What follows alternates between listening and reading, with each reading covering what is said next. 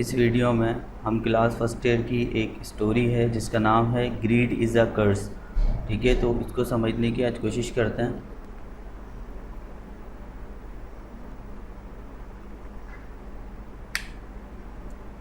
Once there lived a greedy man in a village. एक दफ़ा का जिक्र है कि एक लालची आदमी एक गांव में रहा करता था। अब यहाँ पर मैंने था क्यों बोला, बहुत से बच्चों को कन्फ्यूजन ये होगी कि यह वाज या वर तो है नहीं, तो था क्यों कहा, क्योंकि यहाँ पर ये सेकंड फॉर्म आ रही है लिव्ड। ठीक है, जब भी सेकंड फॉर्म आएगी तो सेंटेंस की ट्रांसलेट जब हम करेंगे तो उसके आखिर में अलिफ छोटी है बड़ी है आएगा, या बाजू का था या थी आ जाएगा।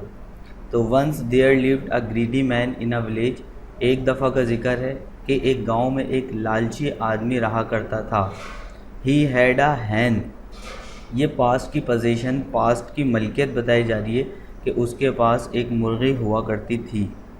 ही हैज़ अ हैन होता तो उसके पास मुर्गी है। ही हैड अ हैन इसका मतलब है उसके पास मुर्गी हुआ करती थी।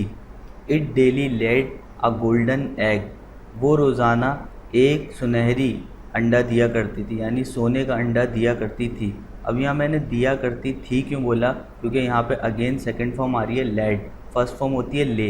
ले का मतलब होता है अंडे देना, लेड का मतलब है अंडे दिया करती थी। ही sold the egg and earn money, वो अंडे बेचता और पैसे कमाता था। ठीक है, यहाँ पर मैंने लिखा कमाना, कमाने की इंग्लिश होती है अर्न, EARN। यहाँ पे इसकी ट्रांसलेट ये निकलेगी वो कमाया करता था। ही सोल्ड द एग, वो अंडे बेचा करता था या उसने अंडे बेचे, एंड अर्न मनी और पैसे कमाए। आफ्टर अ फ्यू मंथ्स, कुछ अरसे बाद या कुछ महीनों बाद या चंद महीनों बाद, he had become a rich man of the village, वो गांव का एक अमीर आदमी बन चुका था। अब मैंने बन चुका था क्यों बोला, क्योंकि यहाँ पर हैड आ रहा है। हैड दो जगह यूज़ होता है, एक पास्ट परफेक्ट के लिए जिसकी मीनिंग होती है चुका था, जुमले में आएगा, और एक जो है वो पास्ट की पोजीशन के लिए, जैसे यहाँ पर था, मतलब पास्ट में कोई आपकी मलकियत थी तो उसको जाहिर करने के लिए भी हम हैड लगाते हैं। तो कुछ महीनों बाद वो गांव का सबसे अमीर आदमी बन चुका था। एज़ द टाइम पास्ट, जैसे जैसे वक्त गुज़रता गया। अब अगेन मैंने यहाँ पर गुज़रता गया क्यों बोला, जैसे वक्त गुज़रा ये भी कह सकते हैं, पर एंड में अलिफ छोटी है बड़ी आ रहा है, वो वजह ये है कि यहाँ पे सेकंड फॉर्म आ रही है। As the time passed, PASS पास नहीं लिखा, PASSED लिखा हुआ है, सेकंड फॉर्म आ रही है तो इसका मतलब एंड में अलिफ छोटी है बड़ी आएगा। जैसे जैसे वक्त गुज़रता गया या जैसे जैसे वक्त गुज़रा, इसकी मीनिंग है।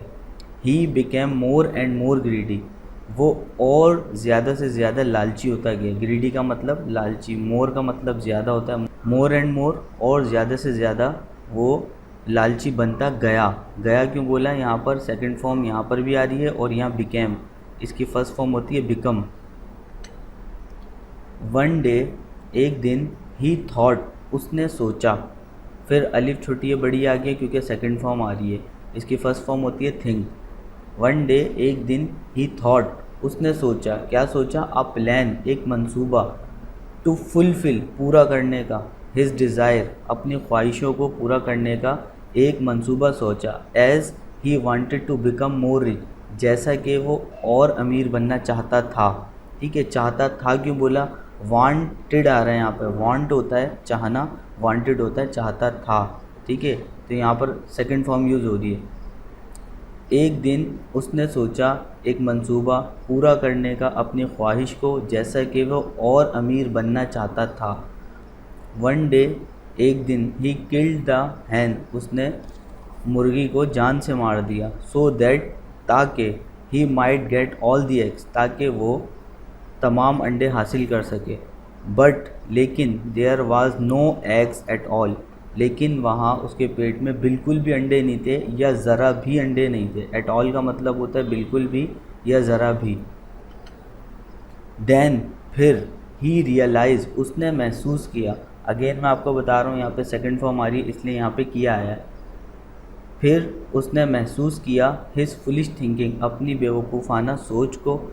But the time had over, लेकिन वक्त ख़त्म हो चुका था, वक्त गुज़र चुका था। He could never get such eggs in future, अब वो कभी भी, नेवर का मतलब होता है कभी नहीं, अब वो कभी भी नहीं हासिल कर सकता था ऐसे अंडे, सच एग्स, ऐसे अंडे मुस्तकबिल में। तो इसका सबक क्या निकला? मोरल का मतलब है सबक। हमें सबक क्या मिला? ग्रीड इज़ अ कर्स, लालच बुरी बला है। हैस्ट मेक वेस्ट, जल्दी का काम शैतान का। ये दोनों ही इसके जो है वो मोरल्स हैं।